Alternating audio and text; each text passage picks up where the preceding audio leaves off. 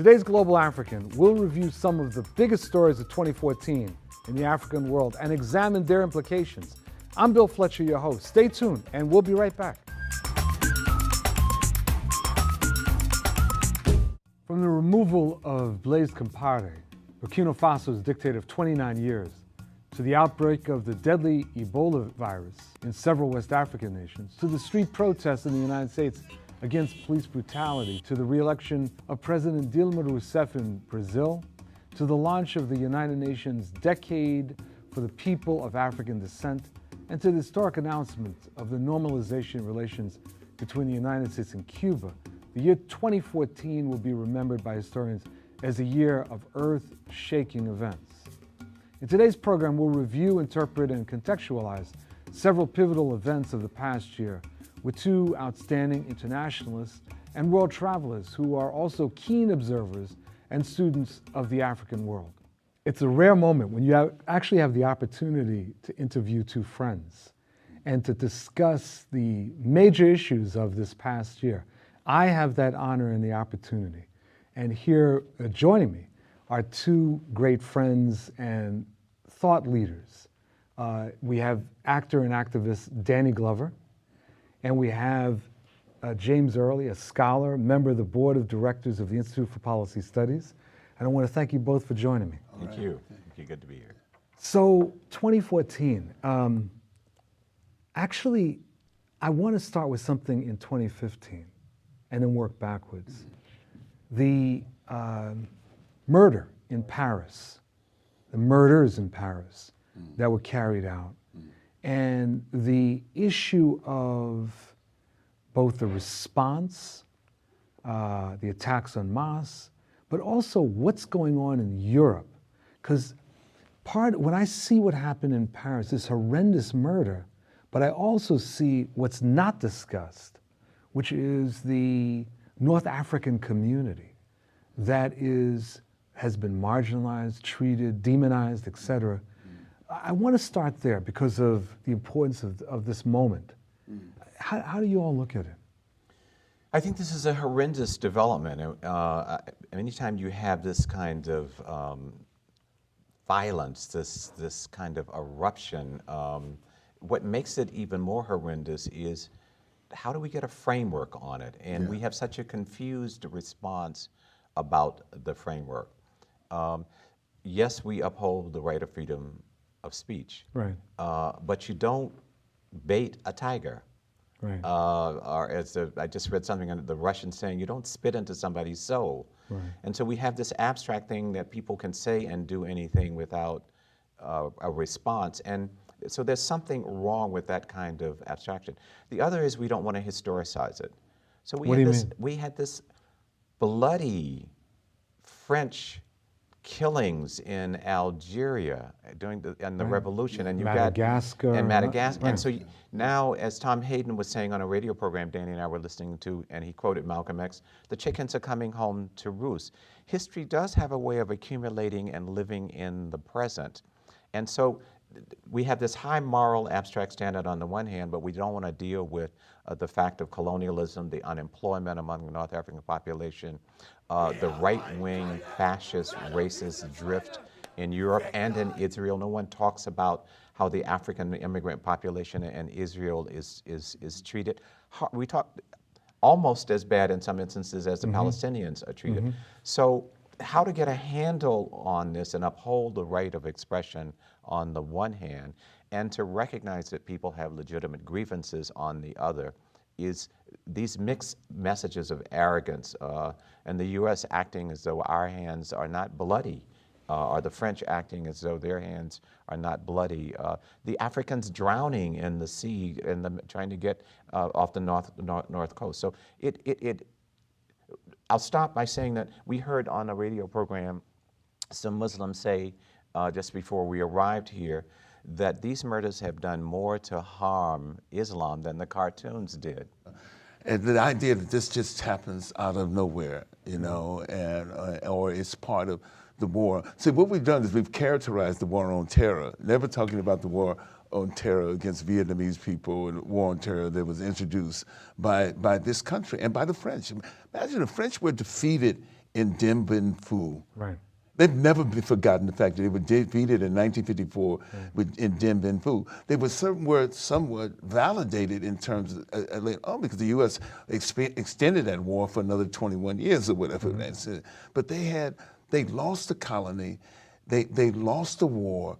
It was the French, they've lost all their colonial holdings. They have the scar.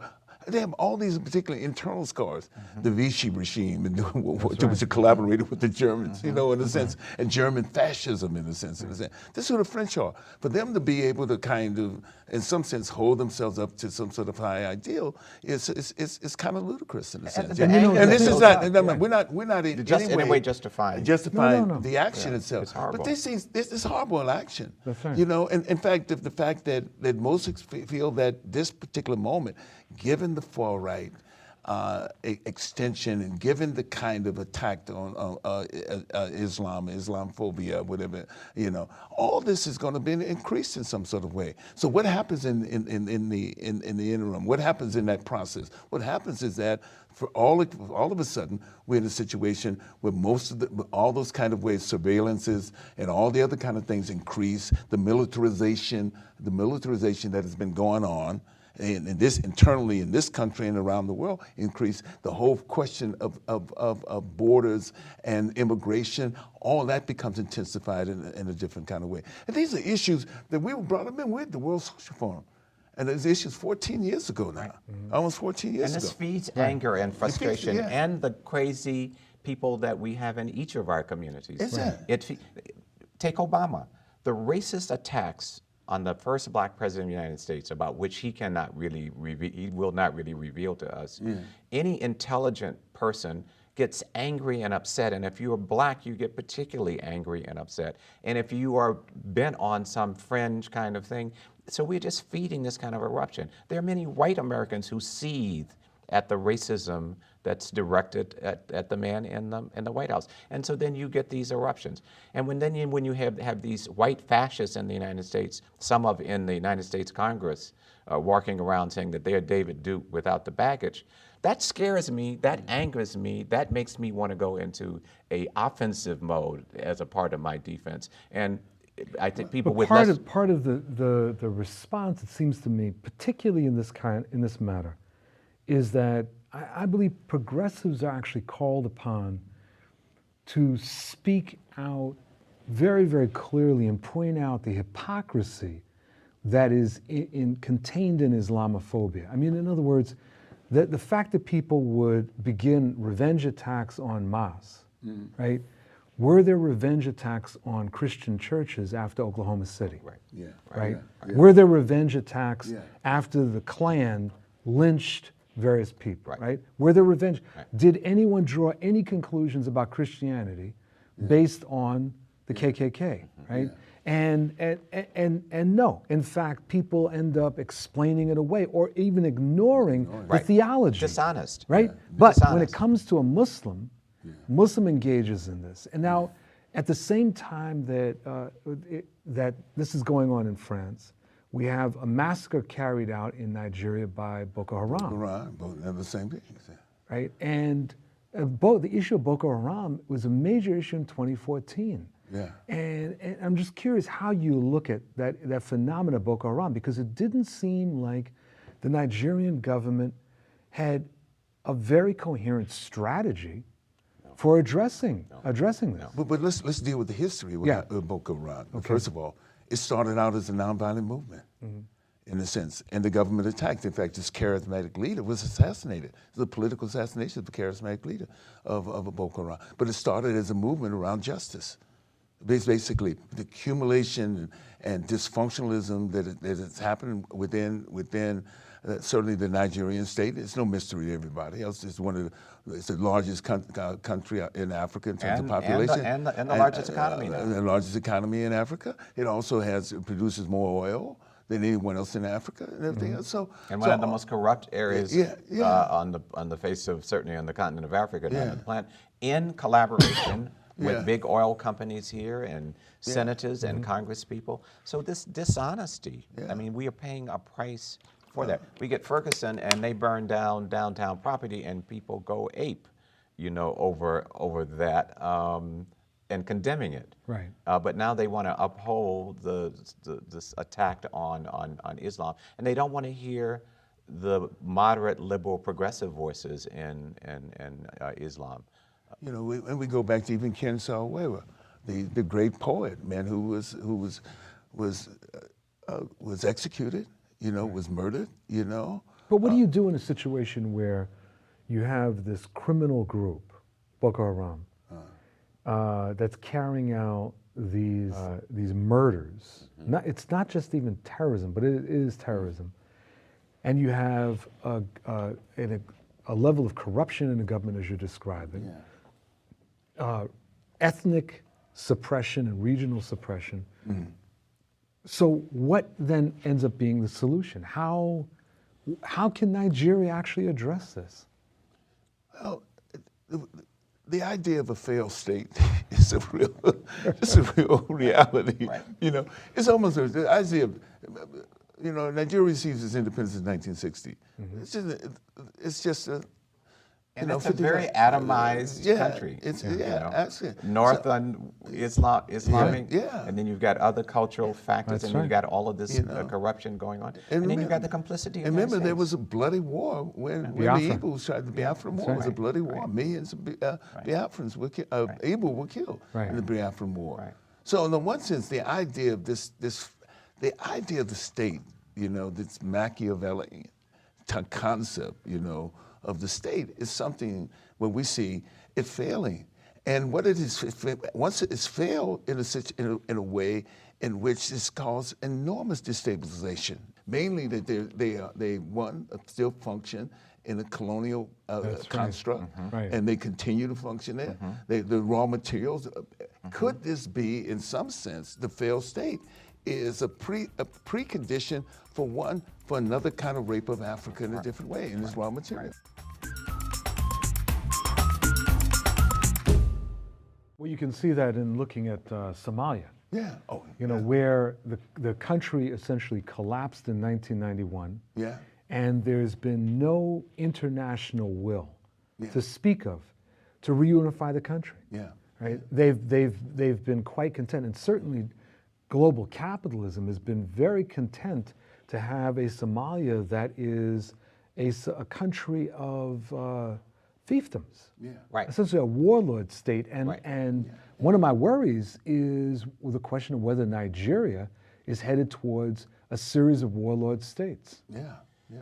Over the long run, indeed, that could be it. I mean, people have raised questions to what extent is Nigeria really a modern consolidated nation because you've got all these ethnic distinctions and you've got these sort of cosmopolitan, cosmetic overlays of it, but that really obscure the fact that you've got all of these distinctions. Well, one of the other issues, I mean, we look at those states that the relationships that we've had, over a period of time, over our lifetime, we watched Kenya come into to its independence. Look at Kenya now. Yeah. Kenya was a breadbasket of that part of Eastern Africa at the time of its independence. We look at the two places we've all been close to over the last 20 some odd years is Zimbabwe and now South Africa. And now South Africa. Now South Africa, Yeah. in the sense that we see what's happening there.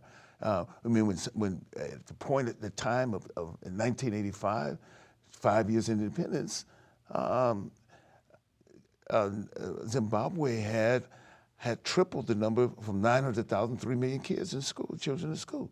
It had the most functional prenatal care, child care of any developing country in any developing country in the world. In fact, it was a conference there sponsored by Columbia University and UNICEF because to laud and to talk about how wonderful its child development sector was. We watched the collapse of its market. I remember I was there when they had maize there, which is salsa. Is their it had been for centuries white, for hundreds of years white. Now it's yellow because they're importing Iowa corn and whatever, something like that. Oh, you see what's happening in South Africa now? Right. Well, you have 35% unemployment in South Africa after the promise that we saw at a moment. What happens in this process is the question that we need to ask. What do we look at in terms of is the social structures, the continuation of the patterns of colonialism that's continued. And black greed. And black greed. You know, we can't just take everything back to, well, you know, there was slavery and there was colonialism. And there are certainly elements of that still operate in our life. But they are well-educated, mature black people, some of them who used to be in the deepest and most profound progressives, who are now saying, call the police. And as a result of that, they're shooting down black minors. Marikana. Or you look at Ferguson, and where we talk about the racism in the United States, and I get these calls from Latin America saying, yeah, it's really, really bad there. And I said, have you seen the prisons in Brazil? When Mr. Belafonte went with us to Venezuela, the second thing he asked Hugo Chavez, he says, by the way, I would like to go to a prison. He said, you'd like to go to a prison? And he smiled. He says, yes, I want to see my peeps. As a way of saying, you go to Cuba, 50-some% of the prisons look like us. These are questions that we have to be more mature and honest about, even as we embrace the profound development in a place like Cuba and the important role that a place like Brazil plays, and certainly an important role that Venezuela as well. Let's go to this side of the Atlantic. Ferguson, the Black Lives Matter movement. Did either of you expect to see something like that?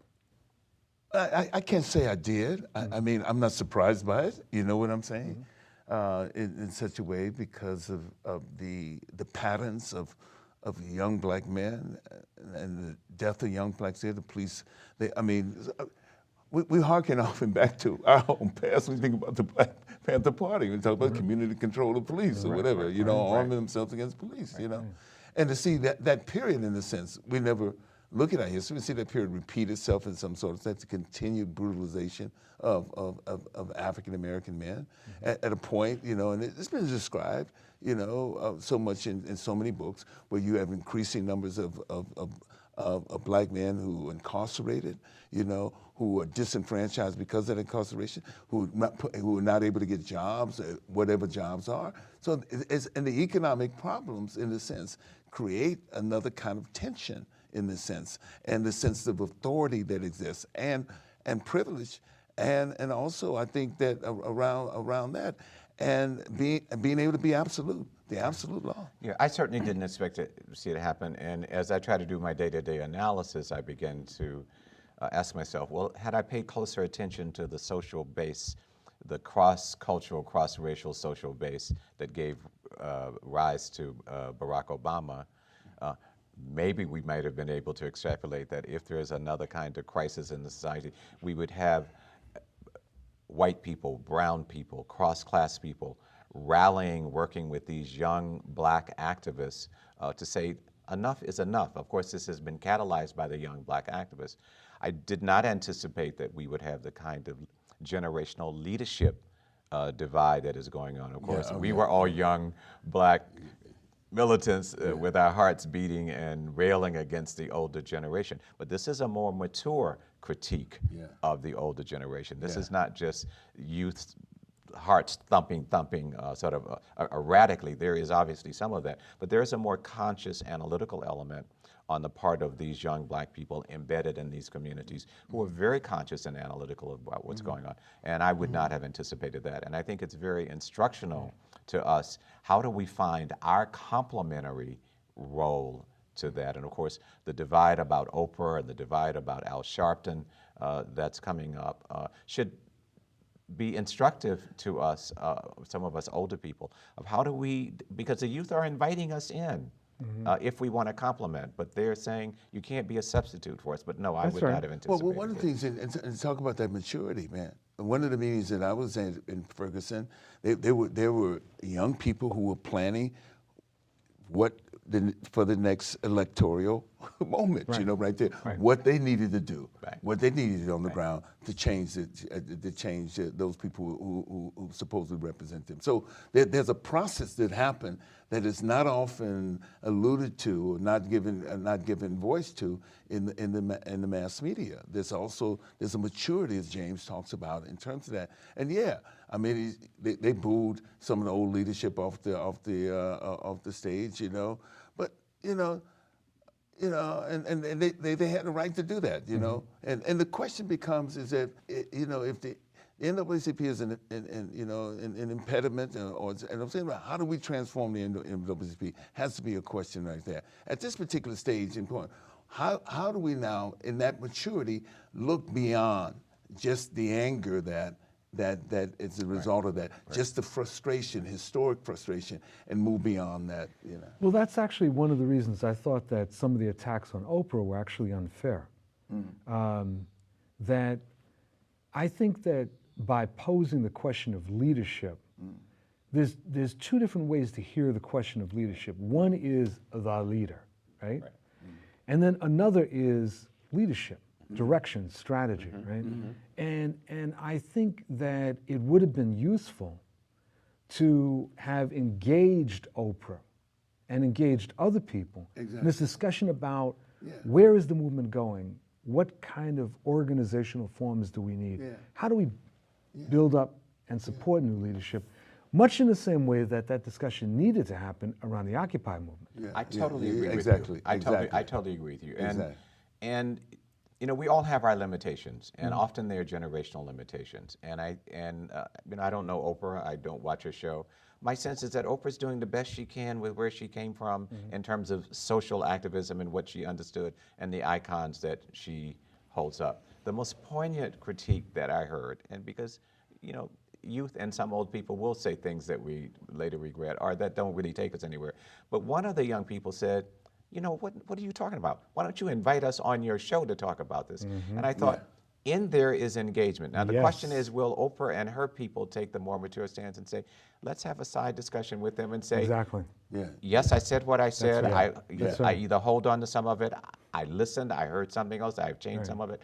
But tell me, what is it that you think I missed? That's right. Which is not a personal dialogue between me and you, but it's a broader social thing, because Oprah is actually using an analytical perspective about the civil rights movement. This is not Oprah trying to play historian. It's a political issue. Exactly. It's not just a generational thing. It's a political issue that needs to be sort of interrogated. Exactly. And the thing that's interesting, one of the things that that really does relate to generation is precisely the question of our generation, the baby boomers, frequently don't want to give up leadership. We really, I mean, this is something I remember going in the Black Radical Congress, in the efforts that there was this struggle where a number, you'd see baby boomers frequently wanting one more grasp at the ring. And I think that some of the young people that emerged in the Black Lives Matter movement, they feel that, and then that gets sort of interlocked with this issue of political differences, you know? One of my personal prides, one of my few personal prides, is I won this battle with myself many, many years ago when I started to say, I'm a reluctant follower, which means I think I know how to lead, but I am really struggling to try to figure out, how do I find my complementary role in this? And if I need to bolt, I know how to do that. I want to thank you both, and I want to thank you for joining us for this episode of The Global African. I'm your host, Bill Fletcher, and we will see you again next time. Thanks a lot.